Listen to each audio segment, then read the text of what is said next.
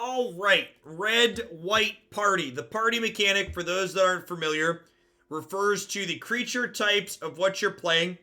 Your party can consist of up to one cleric, rogue, warrior, and wizard. This card gives attack equal to the number of creatures in your party, so this can be up to a 4/2 if your party is full. At the beginning of combat on your turn, if you have a full party, target creature gets 1/1 and flying until end of turn. So we've got lots of warriors in this deck. We've got Fireblade Charger, Hallowed Blade, Intimidator. We've got Robber of the Rich to fill our rogue slot. We've got some Electromancers for our wizards. We've got some other warriors here in Voyager.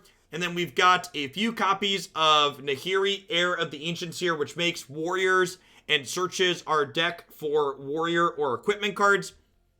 And we've got a few different pieces of equipment here. We've got a couple of Embercleaves split with Maul of the Skyclaves. And I actually really like this split. I honestly wouldn't be surprised if Maul ends up being the better card in a lot of situations. It's also worth noting that Maul and Embercleave work well together, and Embercleave is legendary and Maul is not. Maul is really nice because you can play it just on 3 and attach to any of your 1s or 2s and start getting them into combat consistently. We've got a total of 20 plus 4 Emeria's Call for lands. Honestly, it's possible, and maybe we should just do this to start. What's the other mythic called? Anybody know? What's the red mythic bolt land? It's very possible that we should be playing some Shatterskulls as well.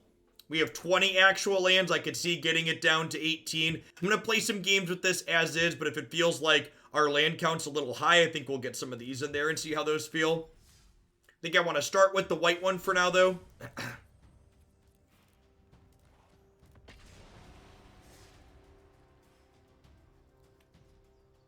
There's also a possibility that, like, the red one's better than the white one in this deck, so maybe we want to flip that and play red over white.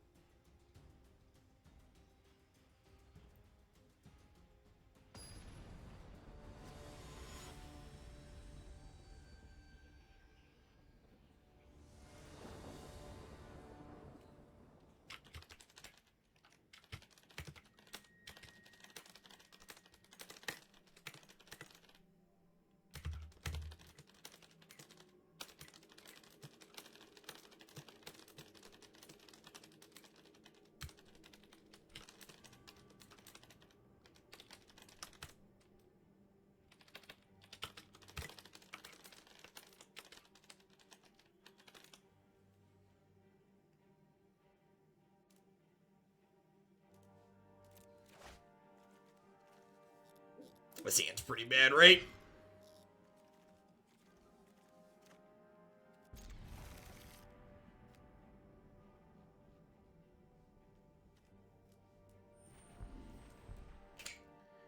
Are we on the draw? I think we're on the play, right? I'm going to bottom the Charger. I'm going to keep the Charger, actually. Because if we hit an untapped red source, we can go 2-drop on 2 into 2-drop 1-drop on 3.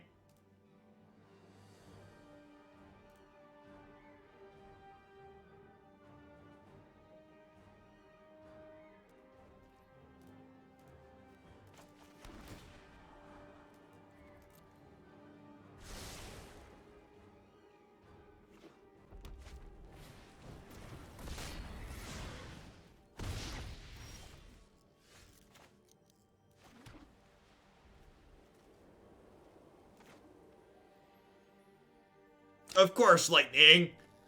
Philanthropy is a lie that we tell that people that don't understand the tax brackets, how tax brackets work, tell themselves to justify not fixing an incredibly broken system.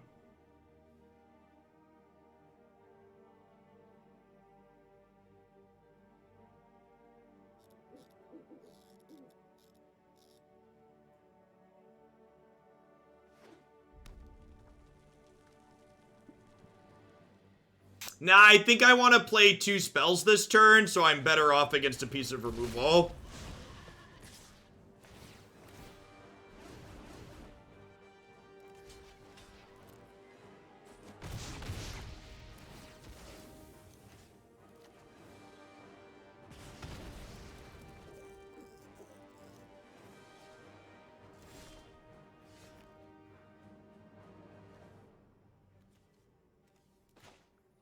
Yeah, this one drop's very good. We played against this earlier. It seemed very, very slick.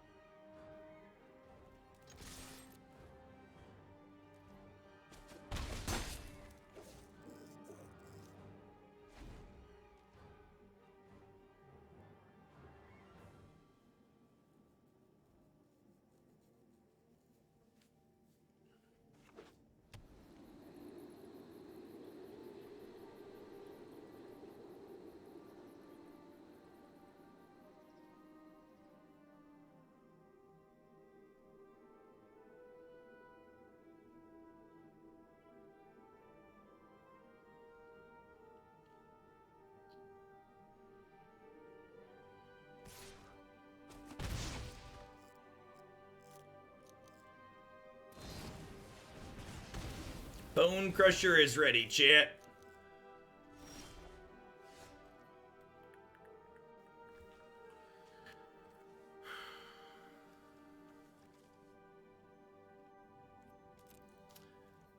Attack for 2, and then I think I'm just playing this on defense.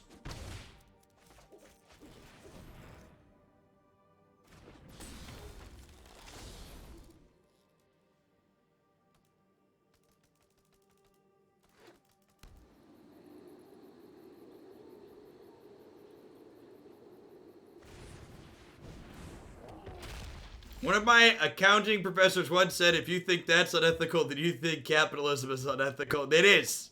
There is no... In fact, I just responded to someone on my recent tweet that there's no ethical consumption under capitalism.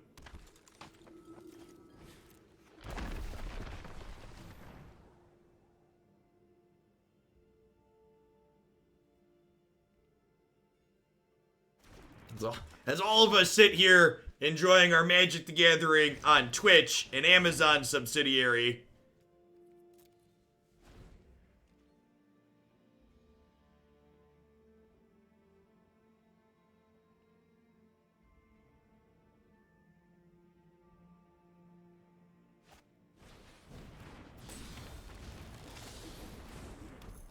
The untapped red our best possible draw, definitely.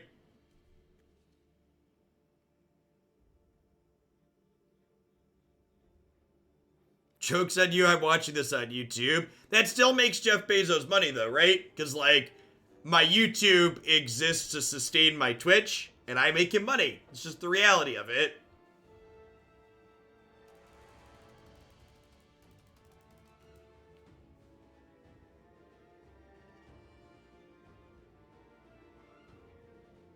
We're all cogs in the corrupt system, chat.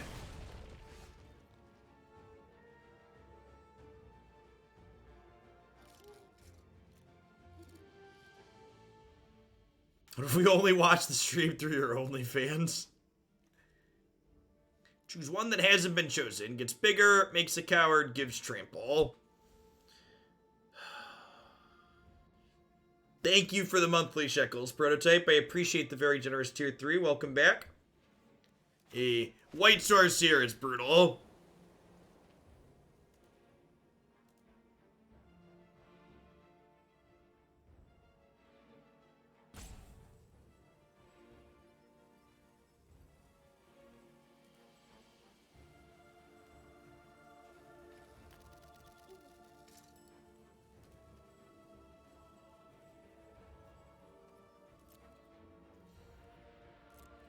We're just passing.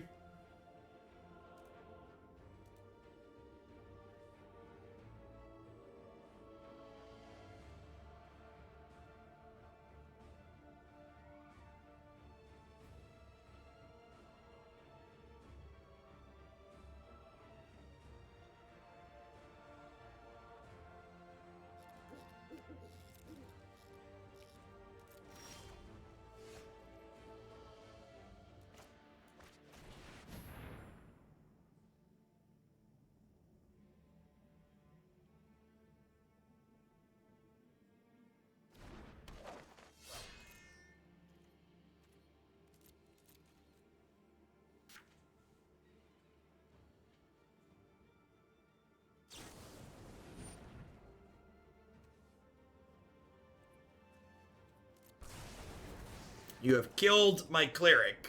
It is dead. Our party shrinks.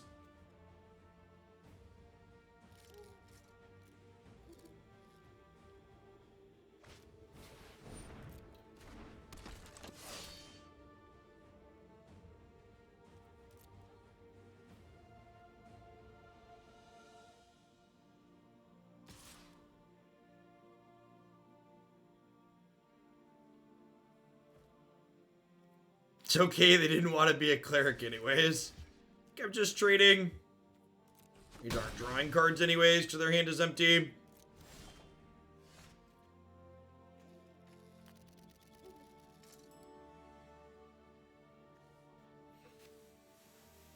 That's so unfortunate. We can make... So this makes 3 mana, but we can't filter it.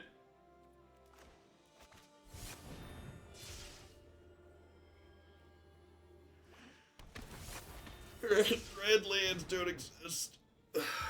This is, we were talking about the merits of the hammer versus the Embercleave earlier too, and like, being easier to cast is also a real thing.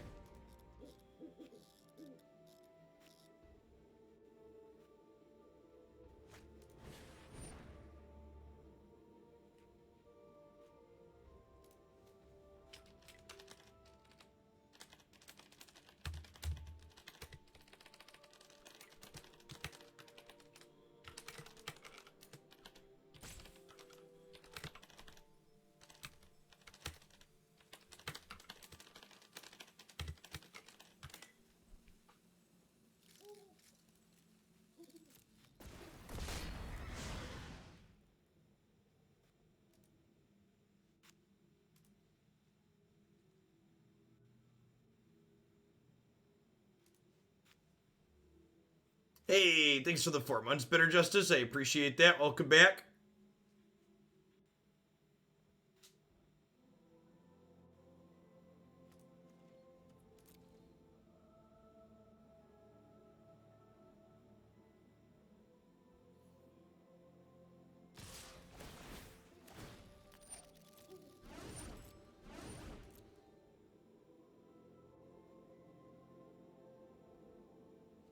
So they have Castle Embercleave here too.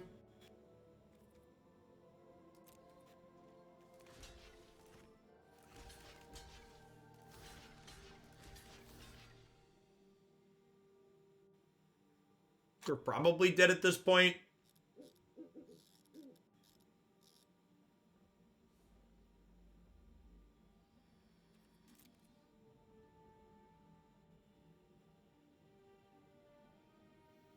We go to 9. They play a 3-2 out.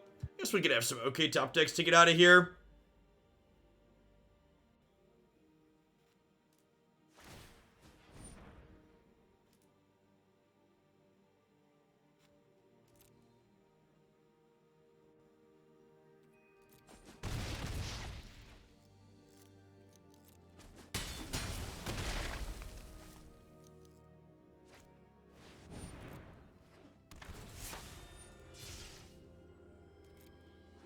You prevented the pump with the coward trick again. Oh, target warrior. It wasn't pumping, it was gaining trample. Sure, we could have taken one less there.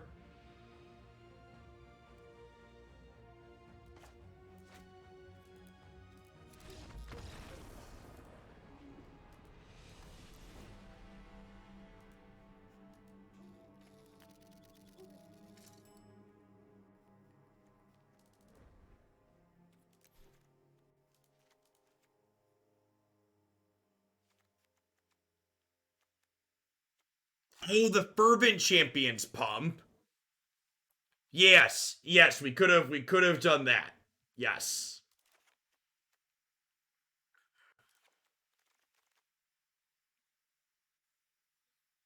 Actually, I'm gonna keep that and trim an Electromancer, as I'm bringing in extra 3s.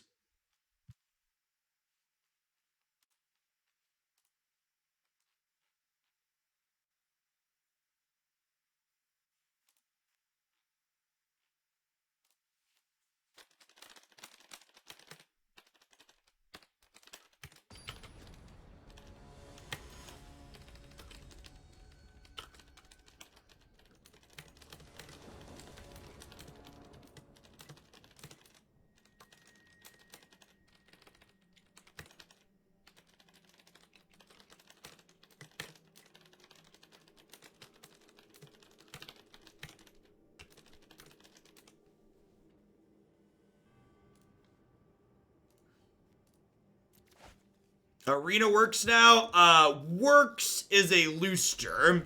You have to restart every match, and you have to restart multiple times after each match occasionally. Shiny Dratini, thanks for the 2 months. I should probably stop engaging with people on Twitter. There's a bunch of people who are rightfully upset with J.K. Rowling because J.K. Rowling is an awful human being. That being said, a number of those people think that it is okay to attack and harass anybody that enjoys anything related to the Harry Potter universe because they think that boycotting everything Harry Potter related somehow punishes J.K. Rowling, the person who's already a billionaire. Because they don't understand that, like, lots of really talented people do lots of hard work to produce lots of things that are related to that universe. And it's not just as black and white as you make this decision and it punishes J.K. Rowling because she's bad. Like, she's okay regardless. The people who work hard to make those games based on her idea that she assuredly gets some amount of money from that's irrelevant to her. Like, they need their jobs making games. Chaos Lord Dragonar, thanks to the brand new Prime Support. I appreciate that. Welcome to Hoaglandia.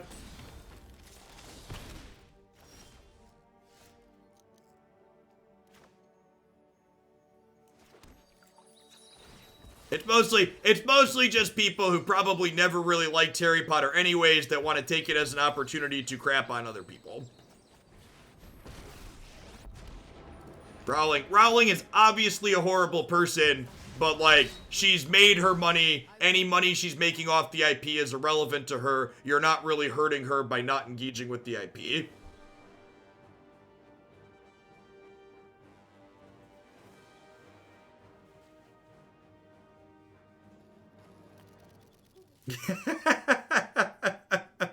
Probably, Rhino. This card ticking up to make tokens constantly seems pretty okay here. If we draw some other spells, we could be in an okay spot. IP stands for intellectual property. So if I do this, this actually makes 2 mana and I can Sky Maul here as well. This is kind of sick.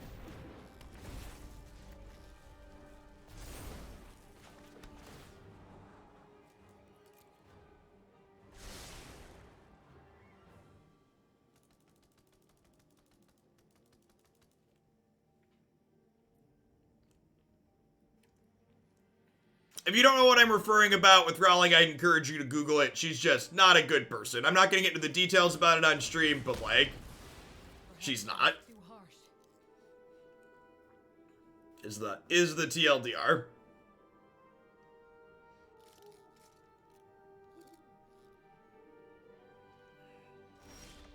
I'm not 100%, but, like, I'm fairly certain that Warner Brothers actually owns the Harry Potter intellectual property at this point.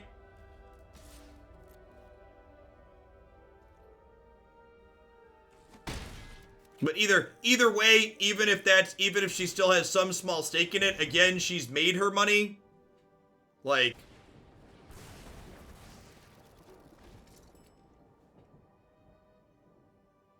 it's very possible, like I said, that we have too many actual lands in this deck. NBC Universal owns Harry Potter. Okay, so that's true, right? That my understanding is correct then. Warner Brothers was the wrong company, but her not owning the IP is accurate. Look at the top 6 cards of your library. Get a warrior or equipment from among them into your hand. Deals damage equal to the number of equipment you control. I think I'm down ticking. Warner Brothers had owned it previously. Okay, so I was like partially there.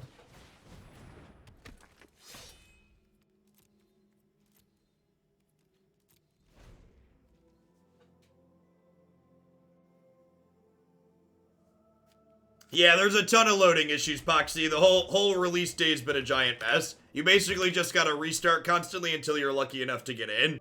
It's a crap show. It ain't a good look.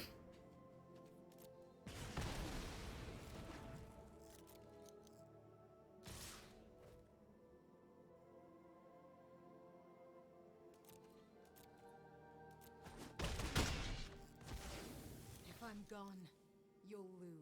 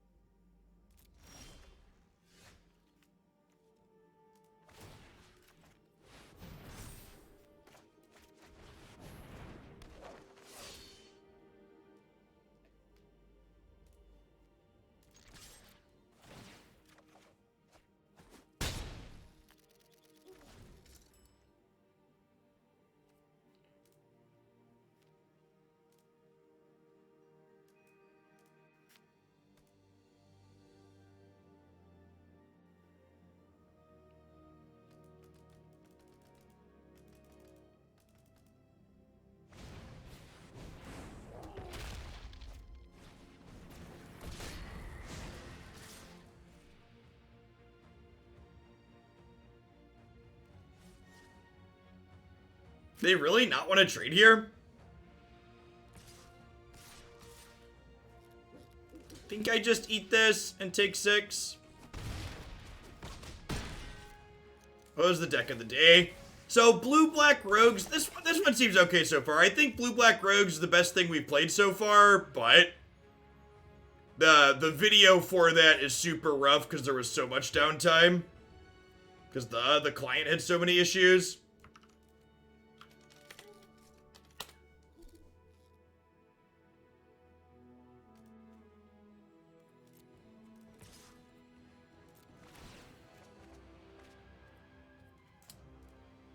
Think we're just making this bigger to try and 2-turn clock them?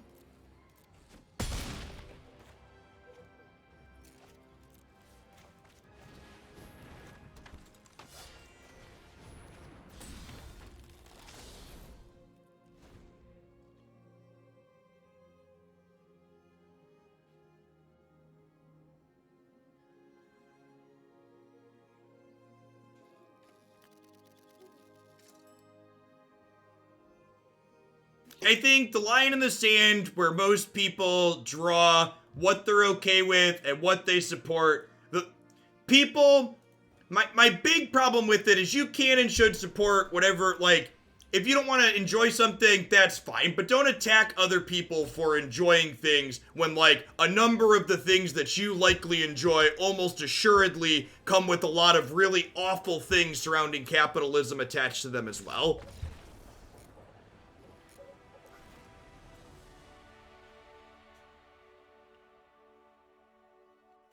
I'm happy with how we boarded. Maybe Light of Hope could be okay here. I don't really know that I have anything I want to cut, though.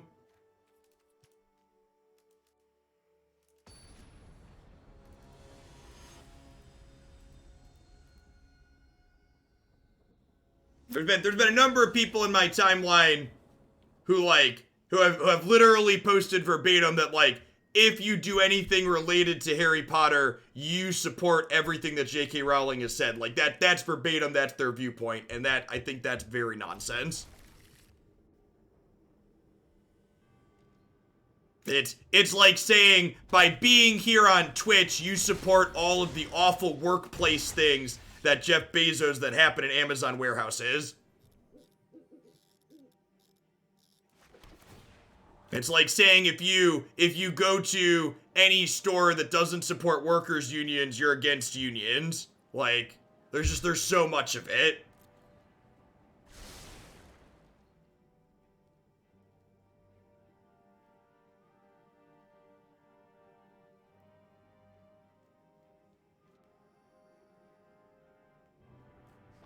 We play Magic the Gathering, so that means we support the deeply ingrained and racist business and hiring practices that have had issues with at Wizards of the Coast.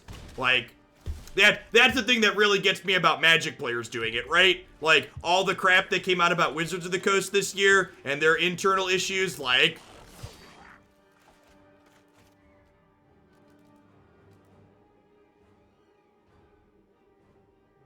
Yeah, by playing Magic, you support everything that Cerise Nielsen does, because she had Magic cards once upon a time. I guess that's not probably a good direct comparison because they removed her, but they definitely haven't corrected all of the issues that they had earlier this year that, like, have a big, long history of people writing about them. Colin Breath, thanks for the quarter of a year. I appreciate that. Welcome back.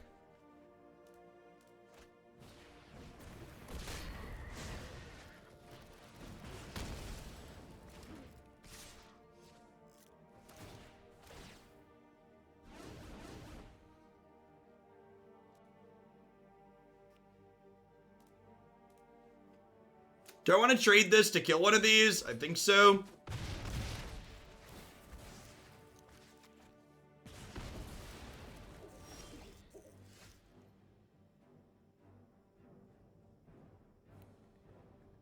So this is tapped currently. So I think we're just playing this as a decent blocker here. And then next turn, we can Lurrus plus recast Flame Charger from the bin.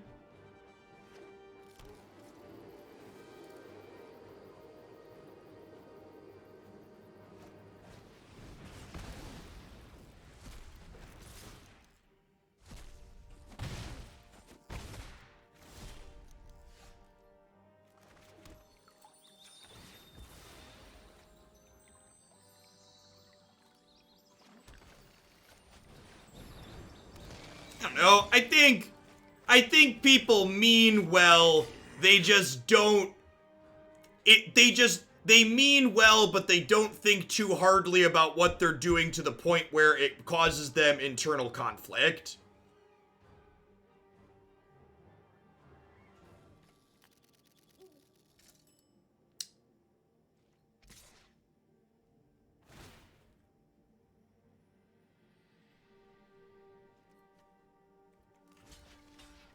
If I block here, these trade, right?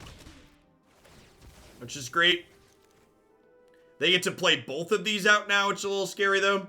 Rollins, thanks to 11 months. I appreciate that. Welcome back. Thanks for keeping me around.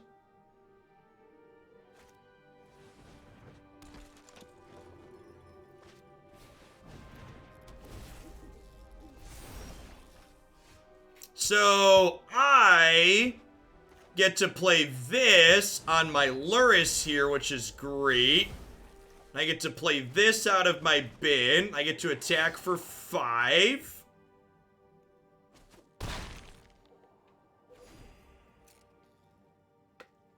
That's not bad.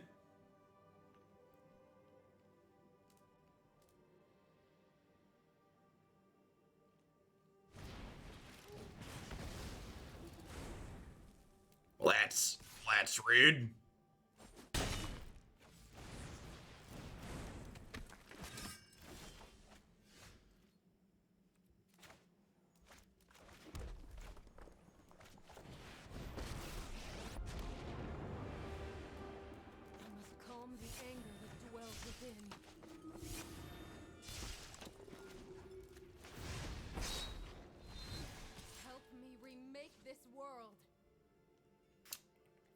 I'll pass for now. We're in an okay spot here. Yeah, I'm supposed to attack with that because I have the Lurrus, huh? If I attack and they block, I kill this, and then I get to recast this next turn.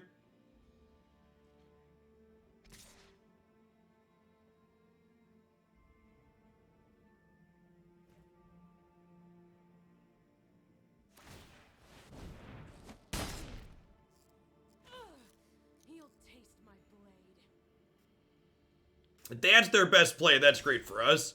Bender, thanks for the half year. I appreciate that. Welcome back. Thanks for keeping me around. Yeah, I think I should have attacked last turn.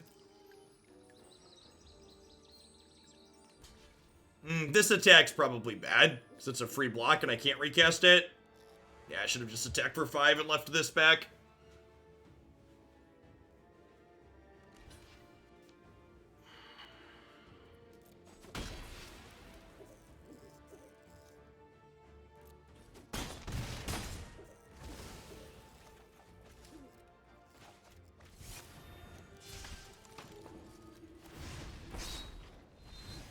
What's going on, Mercenary? Thanks for the 4 months of Prime Support. I really appreciate that. Welcome back. Yeah, evening streams are going to be part of my regular schedule moving forward. Plan to be live from 7 till about 10 p.m. every weeknight. Maybe I used the wrong approach.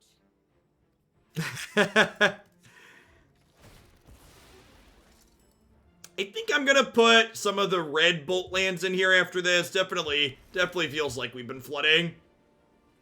Yeah, I'm central. Currently, almost 9 o'clock here currently.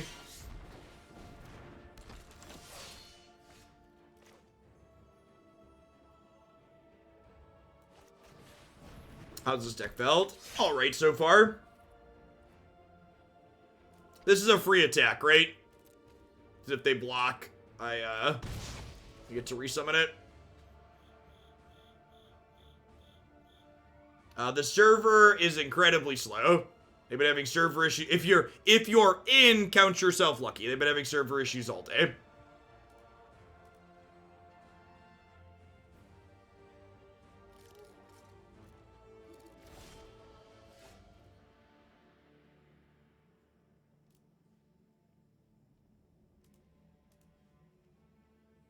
We're holding on to this now because we have Seasoned Hallowblade, so we're just like waiting on a way to punch through.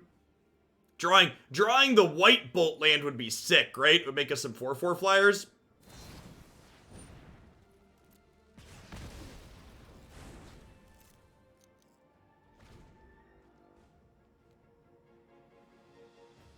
Well, good morning to you, Calm.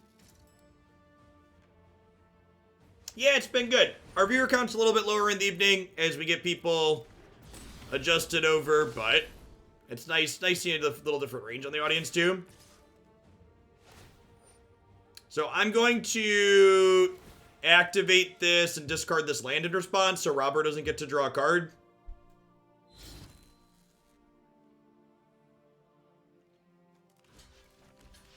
Trade this here, take 5.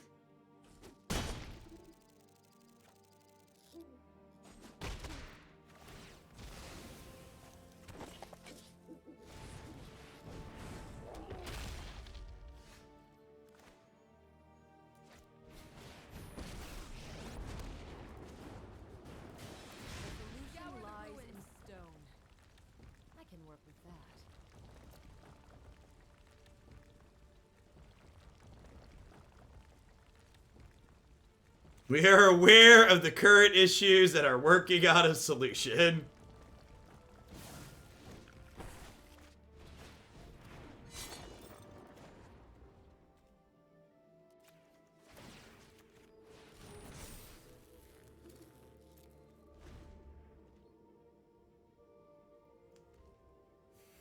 That's like the stop tweeting at us system message, right?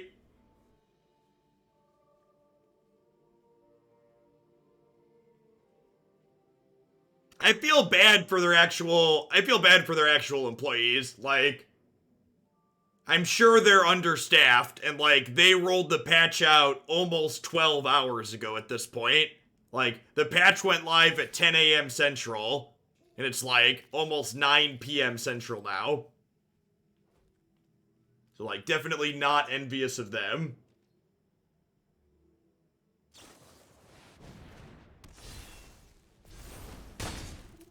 That'll do, pig.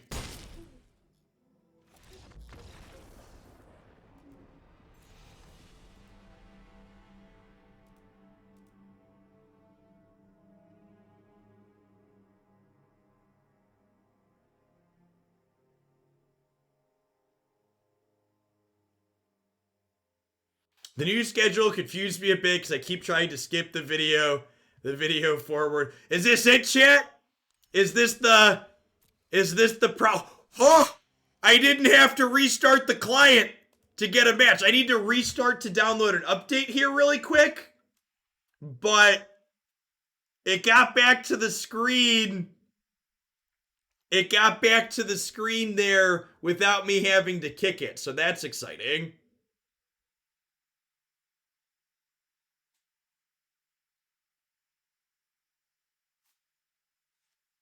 Wait, I just restarted and it didn't download an update. Dang it, Watsy.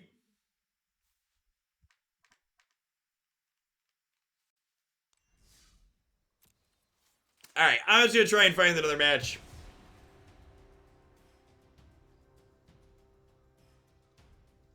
I thought it said it was disabling matches if you don't update in 10 minutes.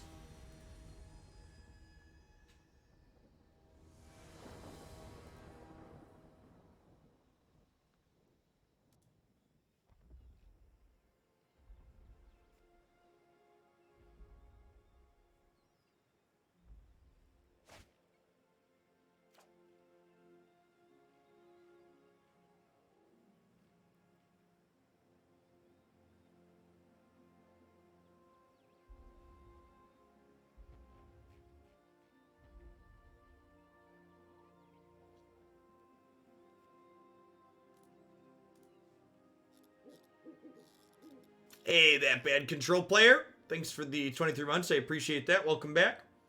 This is a 2-lander. I'm on the draw.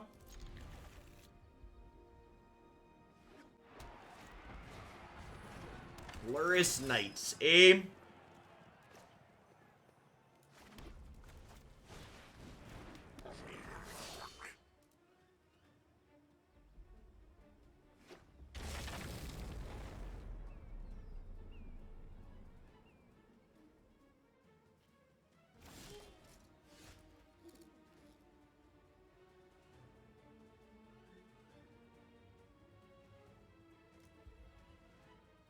I think I'm just playing this land. I don't really want to commit to which color I'm making on this just yet.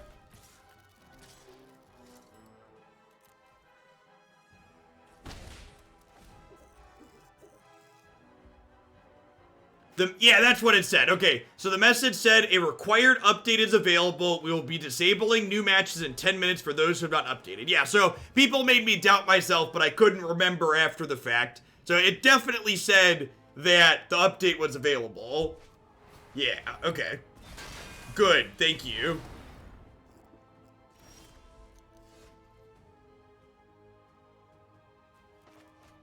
I did not add the Bolt Land in. I probably should.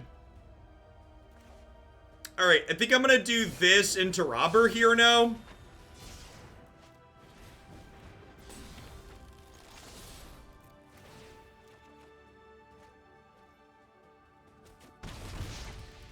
What do you think of the blue one? It seems to have the least relevant spell side, but blue is the color that cares most about instants or sorceries. I think your assessment's on point there. I think in older formats, it might be okay in Control decks. It might even be okay in Control decks in Standard. But I think in general, it's the weakest of them. Yeah.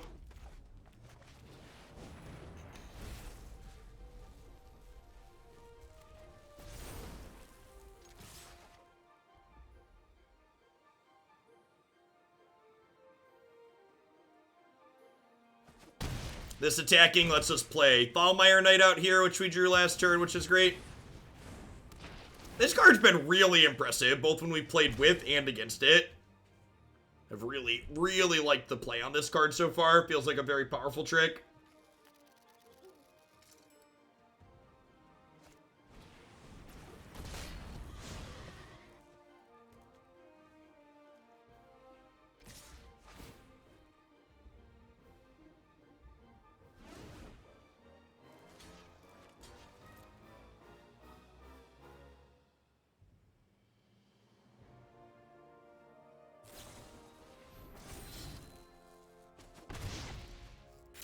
Yeah, not being legendary is huge. For sure.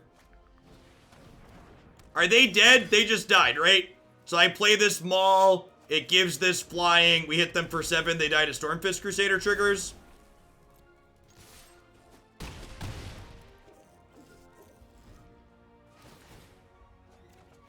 Yeah, Maul attaches itself when it comes into play. It's very good.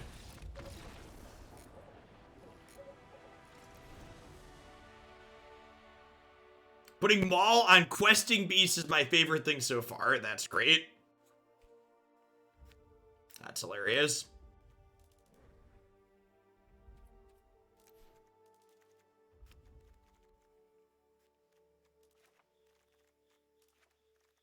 I think that's what I want to do. Trim the cleaves, and one of these to bring in Lurrus. Went in against red aggro and it felt fine.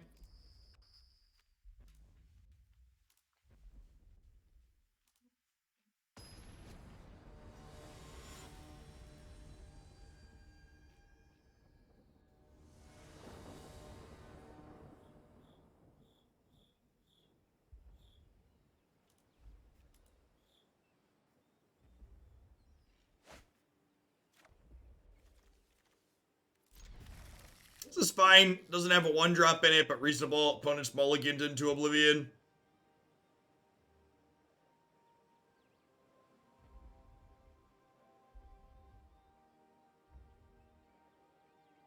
It went to 4 or 5 here. Looks like 4. Yikes.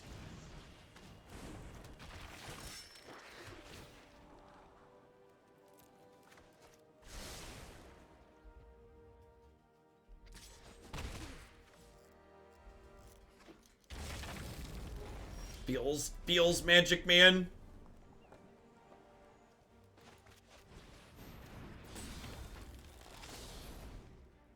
Probably play this tap next turn, plus one of these.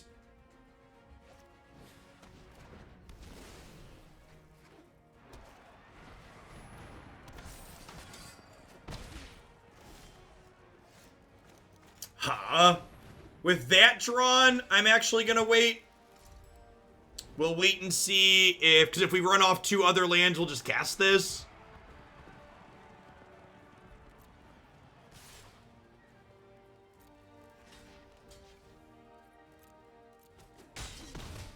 So they get to put Lurrus into hand here, which means they can start casting Deadweight from the bin next turn.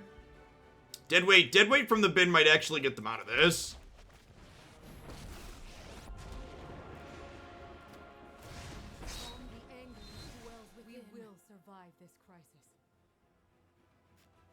Oh, I keep forgetting that this thing, it is so unintuitive that Coward gets rid of other creature types. Please keep reminding me of that, because there's so many little interactions like that in this format, and it's just incredibly unintuitive that that is a thing that happens.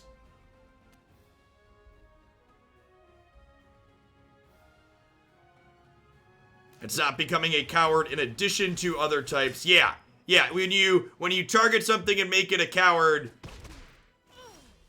it loses the other types. Am I impulsing with her?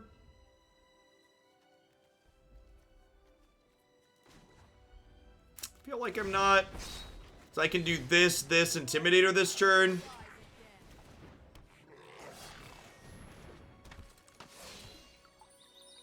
Yeah, you can use it to activate your own Winonas. Can we call him Party Crasher because he lowers the opponent's party count? God bless.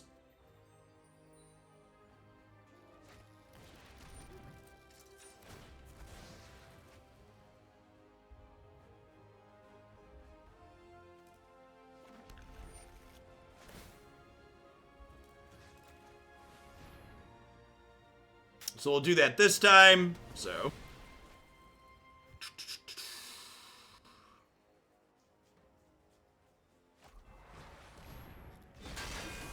You got it. They don't really have very good attacks. Whoa. I have no idea why they just attacked with Lurrus. Do they not realize this deals damage when it dies? They must not.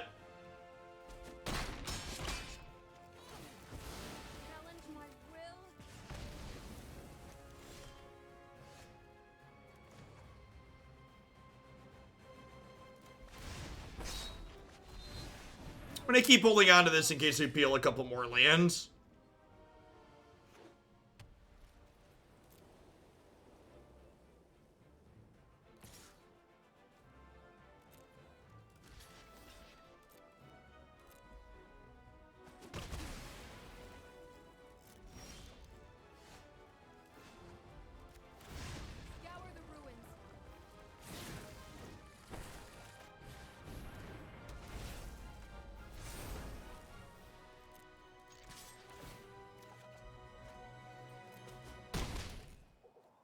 Is this battlefield on top of a giant crab? It is. It is, in fact, the giant crab. The 017 crab card is exactly what this board is.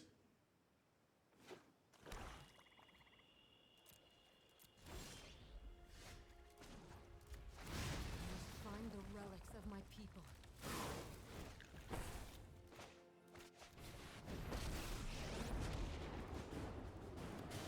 After 1,000 years, I can finally embrace my home. This world.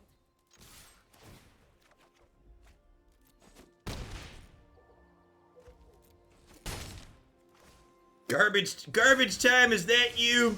It's been so long.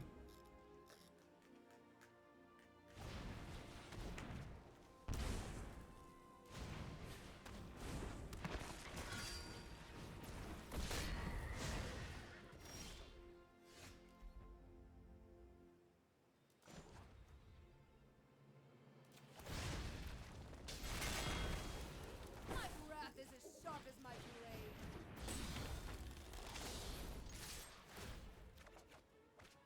A rogue has joined your party. Du-du-du-du.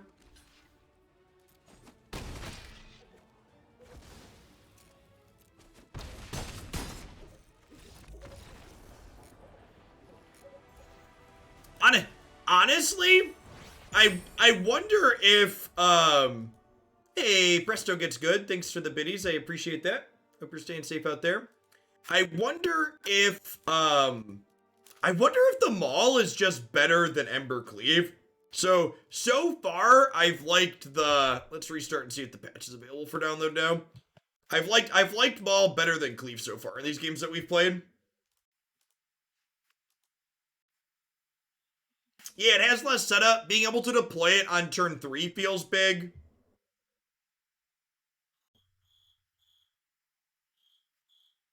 Still no patch downloaded. Told us a patch was available. We played the entire match, still not available.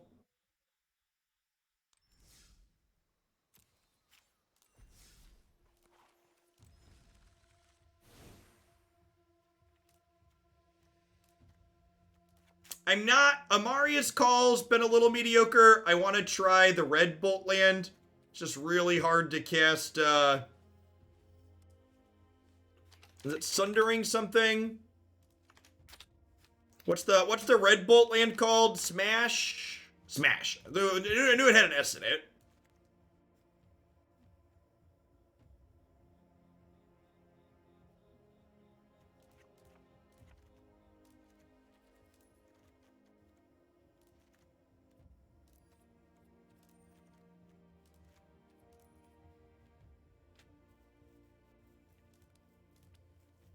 So this is 8, 14, 15, 16, 8, 10, 16, 18 white sources, and 8, 10, 12, 16 red.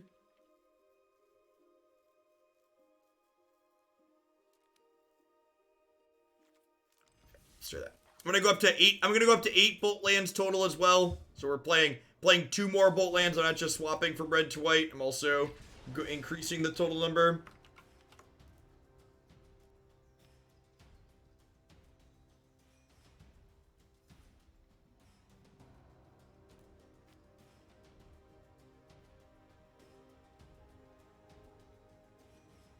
Yeah, I think I can make Questing Beast plus Maul happen, East Tiger.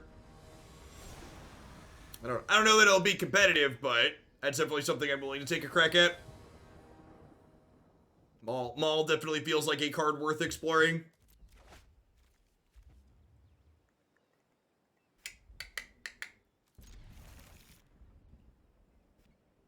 Hallowblade into Maul kills people very quickly as well, and is hard to interact with. We'll fetch Plains on 1, play this on 2, hopefully play this on 3.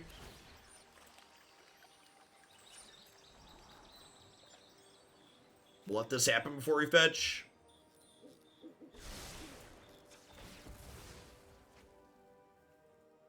I said this is hard to interact with, so naturally they'll be playing a Glass Casket deck.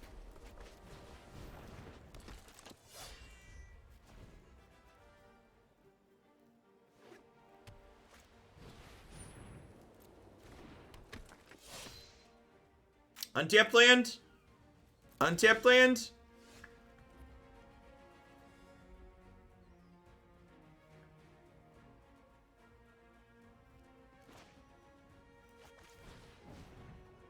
Hey, Shame. Thanks for the support. I really appreciate it.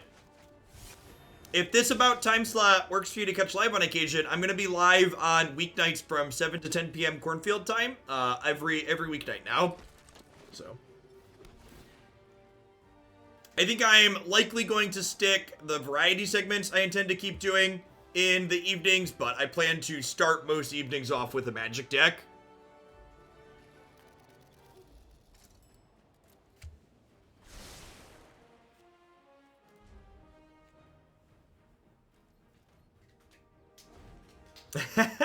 Thanks, Fudge.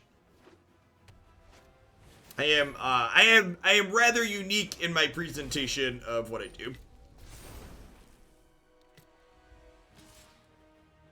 Whoa! Speaking of, day 9 with the absurdly generous host.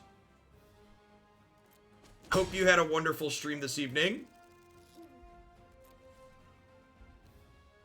We're having a red-white party over here. Kind of a pseudo mirror. I think we just play the Skyclaves of our own here. With the Shadowspear in play, our opponents should have a pretty difficult time racing, assuming they don't have anything like Glass Casket, which, if they're an aggressively slanted deck like we are, there's a chance they don't have Casket game 1. I think we actually keep the land. This Shadowspear costs 2 to equip, so keeping the 5th land means I can Claves plus Spear next turn, which is great.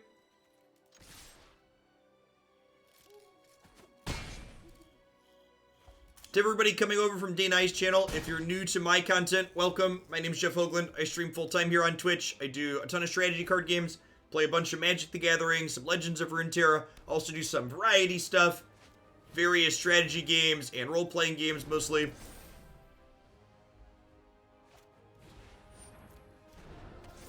Our opponent's creature has acquired some pants, chat.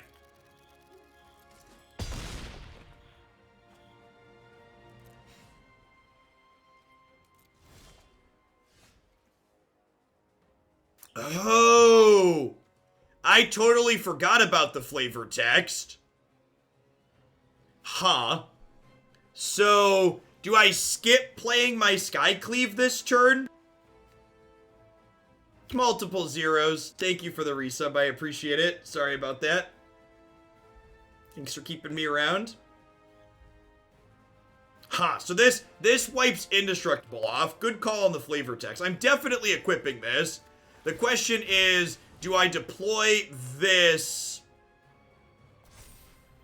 or do I leave that up? I think I want to leave up that activation since I have lifelink here.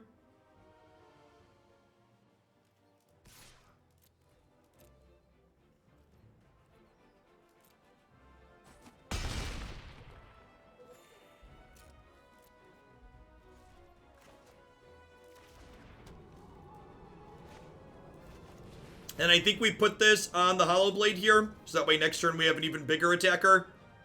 Because this thing has trample thanks to the spear, but they're at low enough life that they're going to have to chump block next turn. And then we'll be able to kill it when they chump block, even if they try to protect it. Seal Away rotated a year ago, and I'm still paranoid. Yep.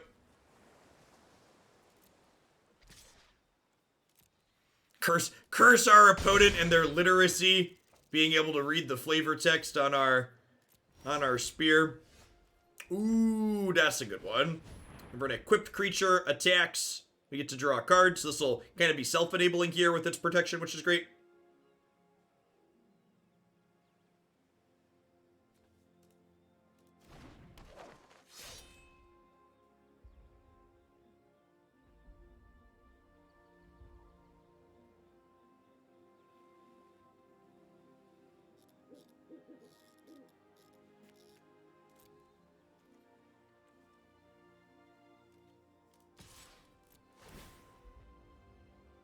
Was this attack free? This attack was free, right?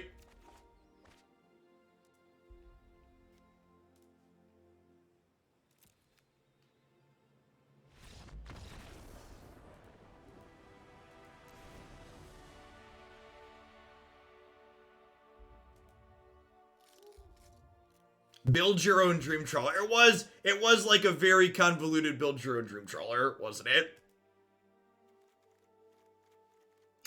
So, Skyclave Apparition sounds fantastic. Really notable thing about this card, unlike a lot of these effects that they've printed in the past, this card does not return the thing it exiles when it dies. It gives them something else back instead, which is really powerful. I don't think we want Light of Hope. They had some enchant creatures, but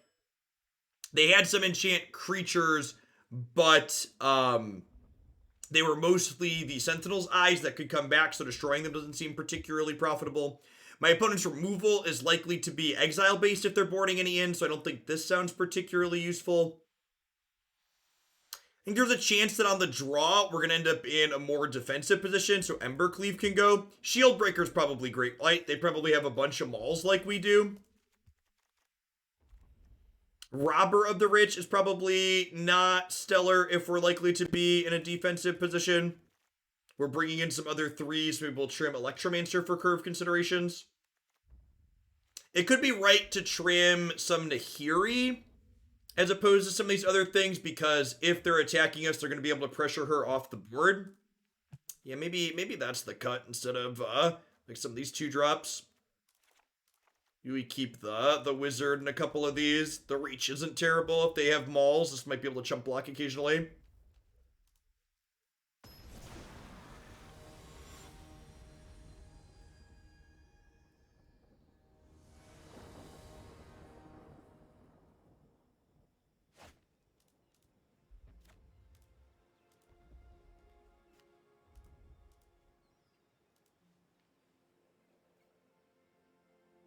This is probably a mulligan. Doesn't really interact with any of their stuff here. It's kind of land heavy, doesn't have a curve. Shadowspear's kind of nice against their 3-1, but I don't think it's enough to hold the hand together. This hand technically has 4 mana sources, probably bottoming one of the bolt lands here.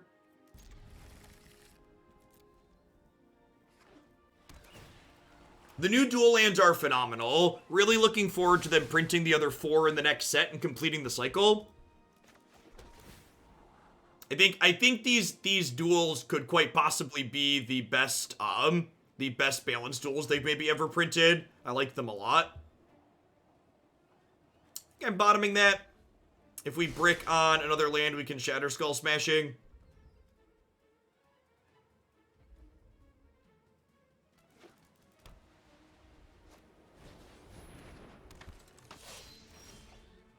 Not in the US, can I still play in the open? Yeah, so long as you're subscribed to the channel. So the prizes for the open are Cool Stuff Inc. store credit.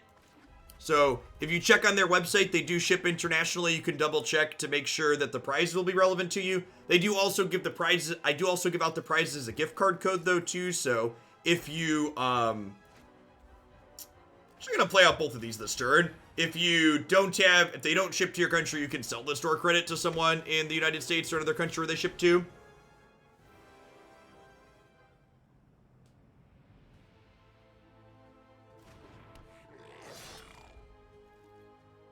The one thing to note for requirement to play in the event this weekend, because Arena still does not have an official spectator mode, a requirement to play in the event this weekend is you need to be able to broadcast your Arena window upon request to our Discord server. So make sure your internet is capable of the bandwidth to do that.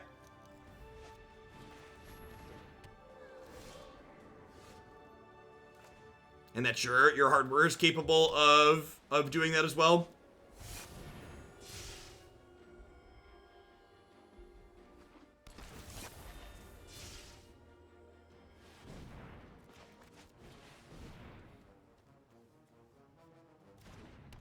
Hey, Requiem, thanks for the 14 months. I appreciate that. Welcome back. Thanks for keeping me around. It's a little weird they printed 6 dual lands, unlike most cycles. Honestly, I wish they would have just given us all 10, but 6 is better than 5. More is better than less. And I'm glad that they confirmed that they're giving us the other 4 right away, as opposed to making us wait, however long. Have I watched The Social Dilemma on Netflix? I have not, but someone brought that up as a mention to one of my threads on Twitter today. And I feel like I should probably add it to my reading list. So let's do it again. So it's X damage divided you choose between 8 inventory creatures and or planeswalkers. So I think I do this to kill Bounty here. Yes, yeah, the other 4 are confirmed coming in the next set. So the January set will have them. Morrow blog post confirm that.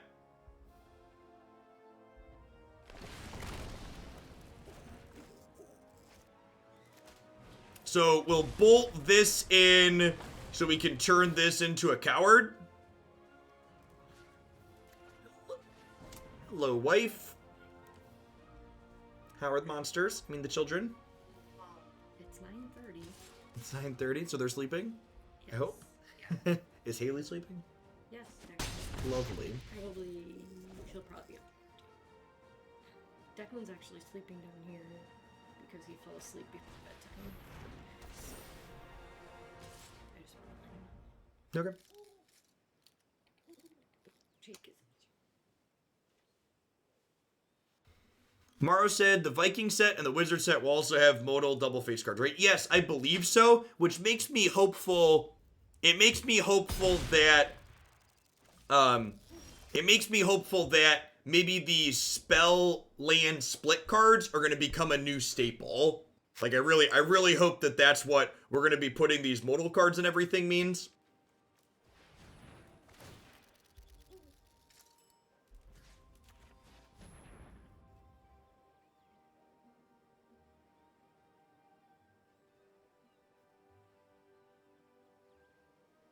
Really hope they're the new normal. They've definitely felt fantastic. Well, that's rude.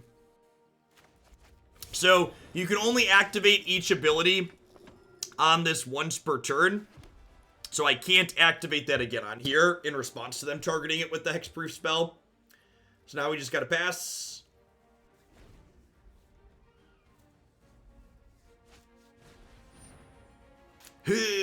So they're the one with the Shadowspear this time around. It's pretty unfortunate.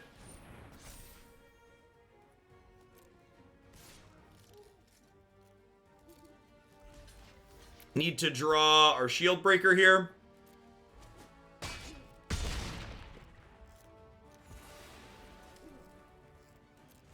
Yeah, I'm supposed to double block there. Was that the best draw in my deck?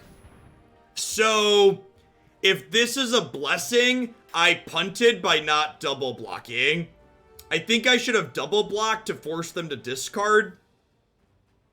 Hopefully this isn't a blessing and we get to get them here. Okay, sick. Sometimes lucky. I definitely messed that up. So we're not getting punished, but I should have double blocked to force them to force the card out of their hand. It wouldn't have been blessing because it would have been lethal last turn. Ooh, that's a good observation. I didn't play around that with my chump block. And yeah, I could have chumped with one of these and kept 2-3 power things in play. It's a good observation too.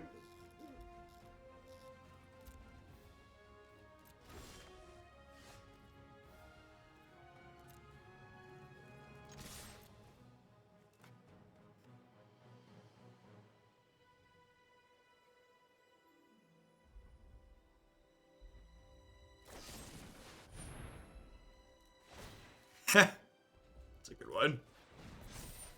There's no settle the wreckage in this format, chat. It settles not legal. Don't worry. We're good. Shatterskull pass was really good. Definitely. I think this, like I said, if I'm rating the Bolt lands, I think this is definitely in the top 3. I think the black one's the best. And then this one's probably second. And then this doesn't matter, right? We get to make him a coward. And then attack with our warriors.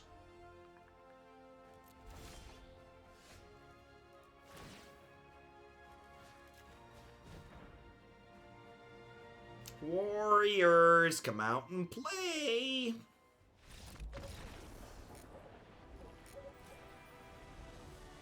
It's bolt lands what they're being called. It's what I'm calling them. It's what I intend to call them on coverage this weekend.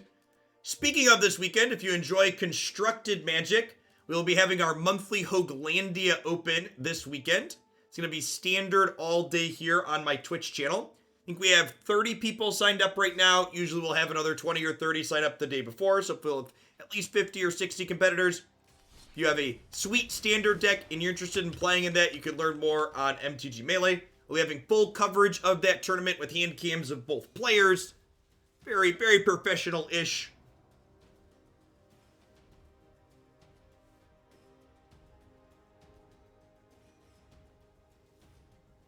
I don't know the answer to that question, protagonist. What's the start time for the Open? 10 a.m. Central. The last couple of Opens finished quick enough that I decided to push the start time back an hour. We had previously been starting them at 9 a.m., but the last Open, I think we did 11 matches in like 7.5 hours, so I guess this is fine, right? We're on the draw, but we've got a 2-lander.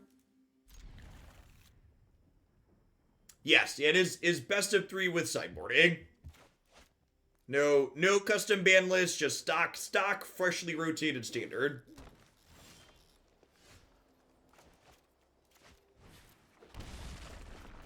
I think I want to lead on the land here, because I don't really want to decide what color I want to commit to with this dual land just yet. Give ourselves one more draw step before we make this decision. This is almost certainly being played as a land, so might as well play it now.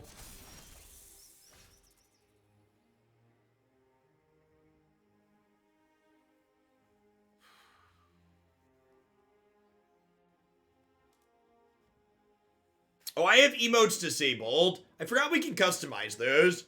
Maybe the fact that we can customize them means I will turn emotes back on.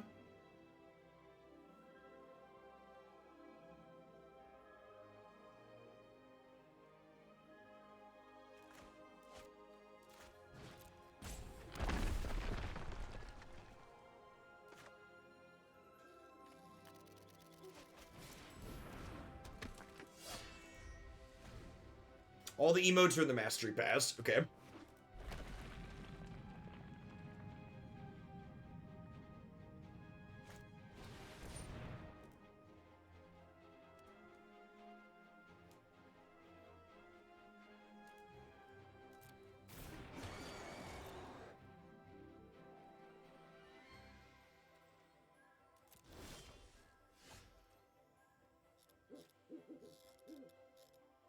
Okay, so I think we play this on white, so that way next turn we can do this and this. This turn I'm going to go ahead and play this out, and then play Intimidator out here, I think.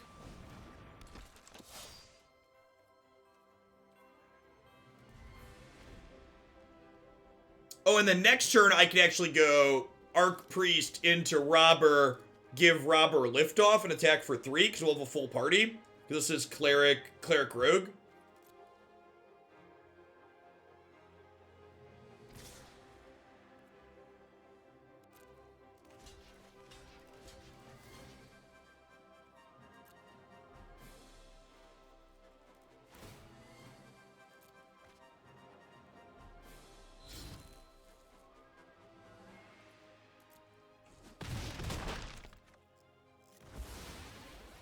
What does that attack mean?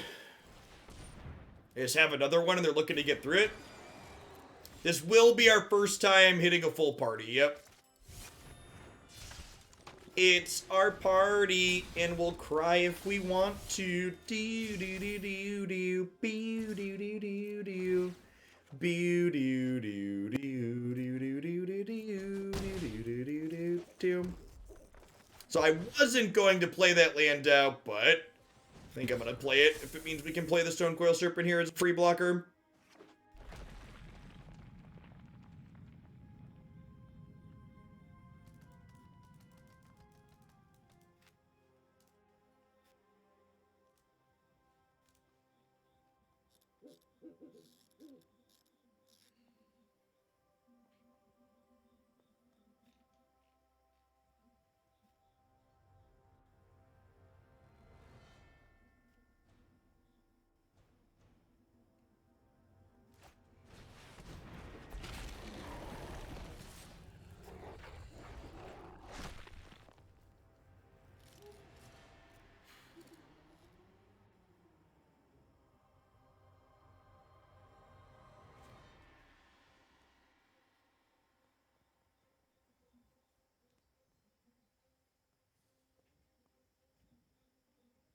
I think it is, Steric. I don't think I want to trade here. I think especially with them having cards in hand and us having Robber of the Rich, I think I want at least one more Robber trigger here.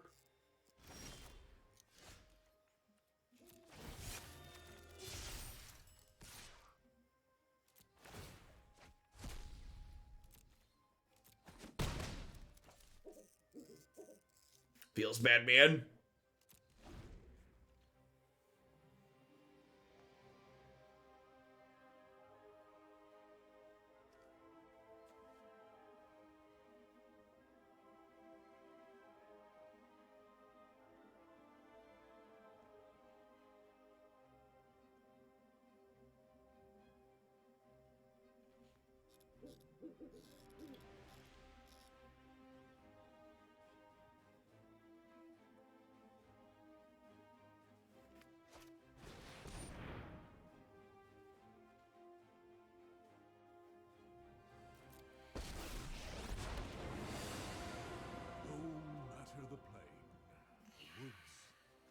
That's super punishing. Are they dead on the backswing? I trade here 1, 2, 3, 4, 5, 6, 7, 8, 9, 10, 11, 12. Like pretty close to dead on the backswing.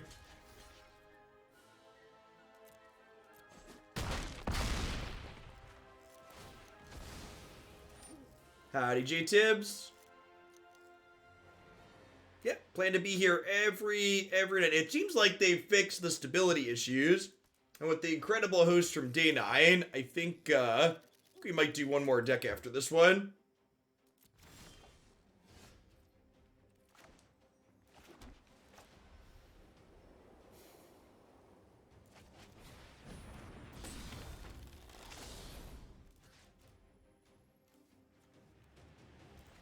I don't have lethal, right? This is 10, 11, 12.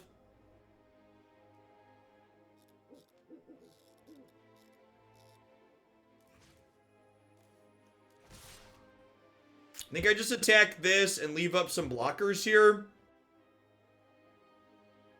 Hey, Blap, thanks for the 2/3 of a year. Welcome back. And thanks for the 5 months, J-Tibbs.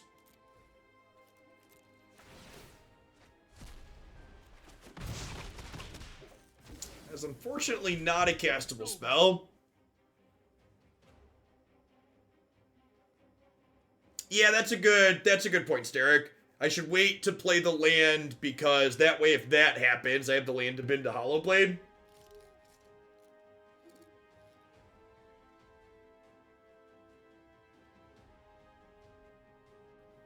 Opponent being stuck on mana is like our one saving grace here. Yeah, if I had a way to keep Hallowblade alive here, that would be really good. I just don't. Definitely should not have played out the land. I think I got a trade for this questing beast. Just jumping it isn't getting us anywhere.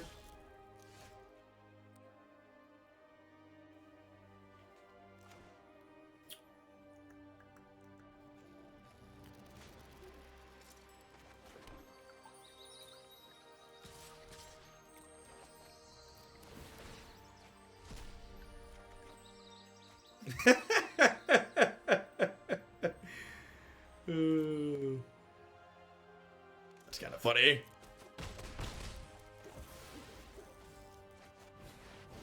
Breaking into new markets with stuff like that, Sword and Shield's just basically impossible. I'd much rather focus on trying to grow my Twitch audience in different directions rather than trying to start a brand new audience somewhere else.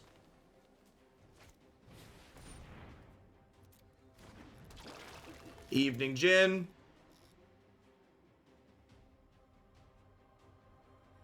That's a good observation, too.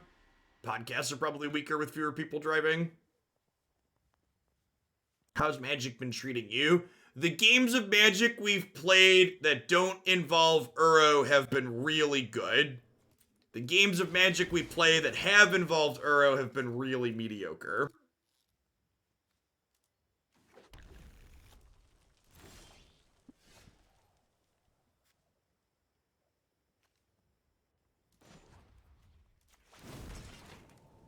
So that makes me wonder, like, what will the quality of the format be a little bit from now? Yeah, we haven't gotten Ugin at all today either, which has been nice. So, like, once that changes, what does the format look like?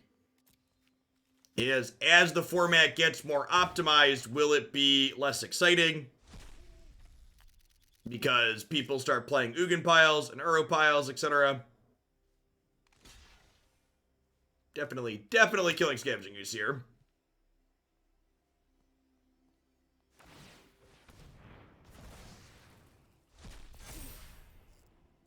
Yeah, my match picker for Saturday has been given instructions to keep Uro off of camera at all costs. So until every match in the tournament involves Uro, we will try to keep Uro off camera.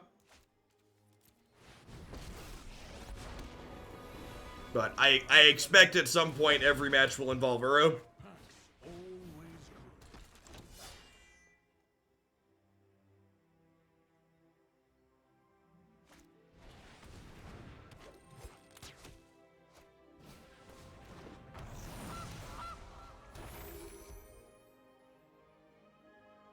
Jeskai party. Have the servers leveled out, or is a restart still required? I mean, to set a low bar, they're better than they were before.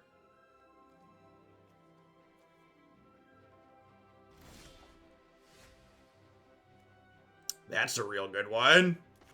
So we can Maul on...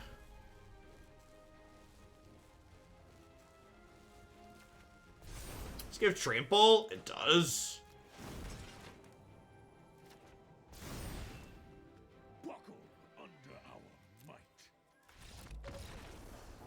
Maul's been really impressive. Also would have been good as Embercleave there, but Maul feels like a little bit more consistent, less offensive Embercleave. Easier to enable consistently.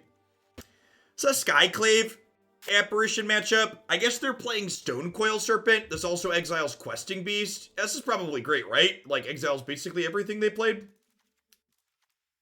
If they kill it, they don't get the exact same thing back. I know Robber of the Rich was, like, okay there, but I feel like this is probably a trim in this matchup. My opponent's going to play out a lot of blockers on average. I guess maybe Maul of the Skies means that we can keep this. And from Embercleave on the draw. Nahiri's probably really bad, right? Because they have Questing Beasts and stuff to pressure her off the table. Maybe I keep the Cleave in. Just like to punk them out. I kind of like that. Let's trim the Nahiris and bring in the Apparitions.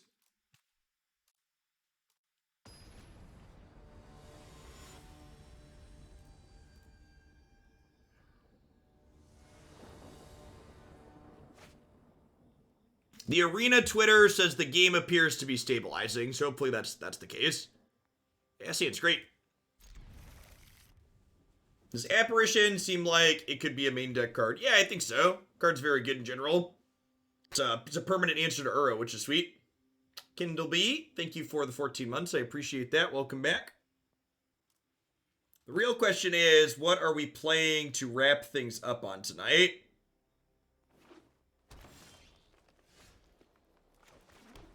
We're going to do one more after this.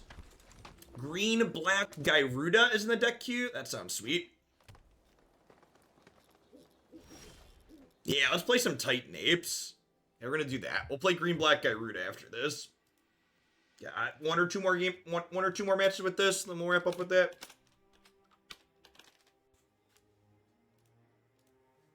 Hey, Kindleby, welcome back.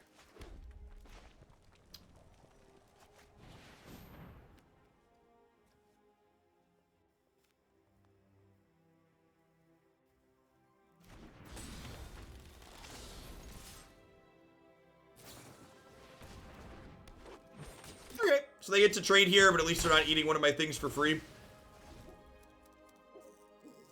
Feels a little bit bad, but not the end of the world. Untapped land? Untapped land? Oh, this is technically an untapped land, right? Yeah, it is. Yeah, it is. Bolt myself.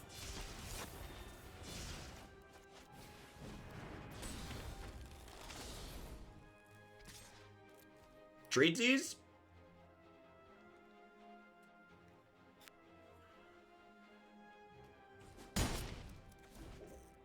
It feels fitting that, like, Garrick's Harbinger curves really well into actual Garrick.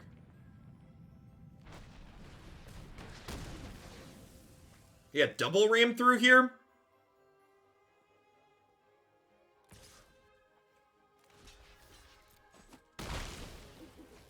Weird. Scavenging use. Okay, that makes some sense.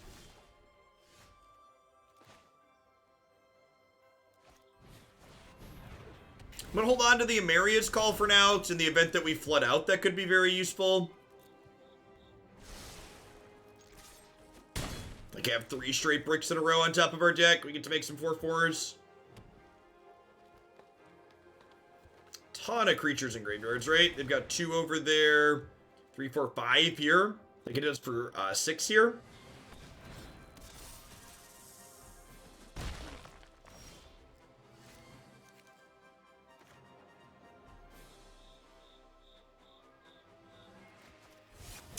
Wizard into Warrior means I can trade with this. I actually know if that's good, though. I'm actually going to put this into play tapped in case we draw the red bolt land as a burn spell. Trading here means I don't really have decent blocks in the backswing, so I think I'm just gonna pump the brakes for a minute here.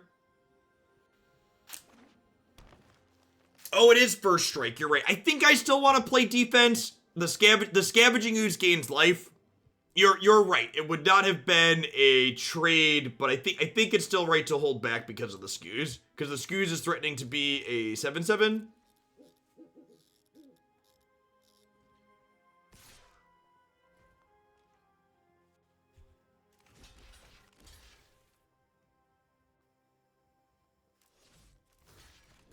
If I block like this and they make it a 7/7, this is 5, and then this deals a 6th point, so that's fine. And then I can equip this over to here and have a first striker that attacks through this, right? 5, 6, 7, yep. They are going up to 17 here.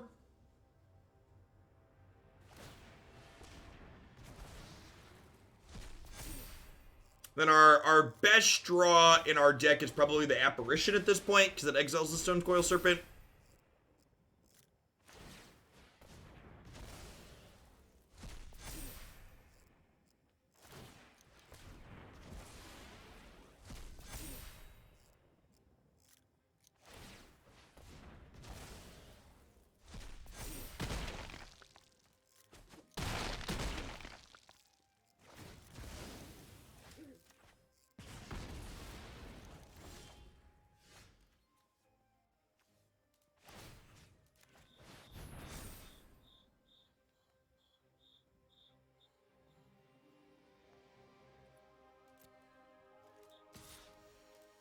I'm technically losing this race, right? Because they have Cinder Crawling Barons.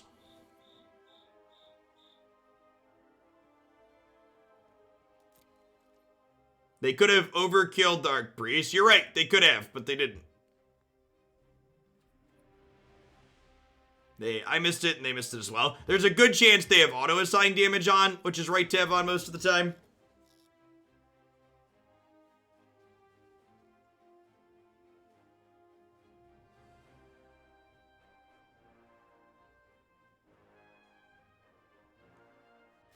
I guess I should get rid of the second stream tonight. Part of my stream title, huh? This is the second stream.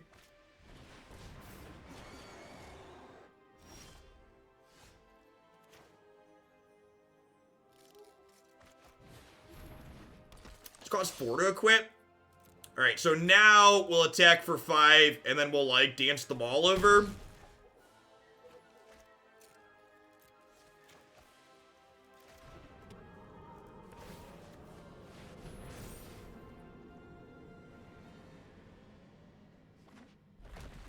Yeah, first strike on defense really stalls these board states.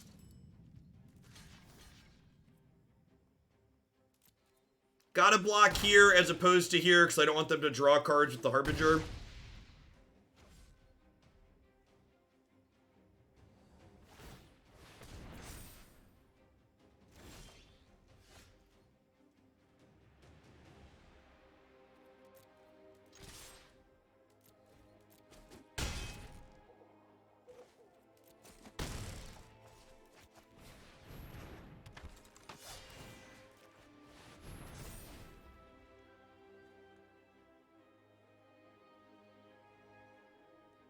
The Maul gets around shit. It's like hot potato over here. Everybody gets a turn.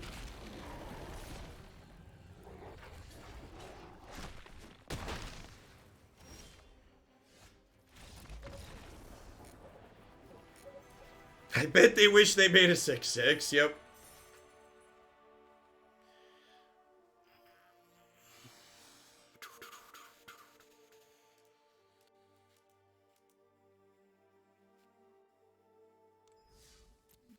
Look at that. We don't have to restart between matches anymore. That's exciting. I feel like I mostly like where we ended up at. Takeaways from this. One kind of surprising takeaway is that Maul of the Skyclaves definitely felt better in a lot of situations that Embercleave would have. The flexibility to be able to play this on turn 3 and just following up, like playing it on turn 3 following any of our 2-drops felt really, really good. Giving Robber of the Rich evasion was very powerful. Seasoned Hallowblade being a 5/3 that's difficult to kill, closes games out very quickly. Fireblade Charger was a card that ended up being very reasonable and on curve. Archpriest, like, regularly did a wild Nakatl impersonation. We occasionally hit that full party trigger once. I feel like the one change I would make after playing that is the original assessment that Pomoyne had submitted with Electromancer here. I was actually kind of impressed with this card, and I wouldn't mind hitting the Iona, the Archpriest of Iona trigger a little bit more consistently with that. And Nahiri was a little whatever, so I think I'd cut the third Nahiri and add another Electromancer in. This card, in terms of curve filling, was also good at multiple points too. There were a number of games where, like, we played her and then she pooped out one of our 8 2-drops or like a Shadowspear afterwards and felt very reasonable. The split on the Bolt lands that we ended up on, I think definitely felt right. We actually never cast this spell, but we came close in a few instances. So I think playing 6 of these is probably correct. At no point during that set did I really feel like the taking 3 damage from these was really detrimental. I definitely think Shatterskull smashing is the better of the 2, and I would favor the 4 of these versus the 4 of these, but I think playing 6 total felt pretty natural. The sideboard was pretty whatever. Skyclave Apparition was very good in the games we boarded it in. Lurrus was great in the aggro matchups that had lifelink and drained a little bit of card advantage. Probably fine in the control matchup too. Containment Priest and Light of Hope, I could take or leave. These are cards that, like, your sideboard's going to be tough to fill in until you really get a feel for the format and we know what the top decks are. So a lot of these slots will kind of stay in flux until we know what direction the format is heading in. All right, I'm going to add one more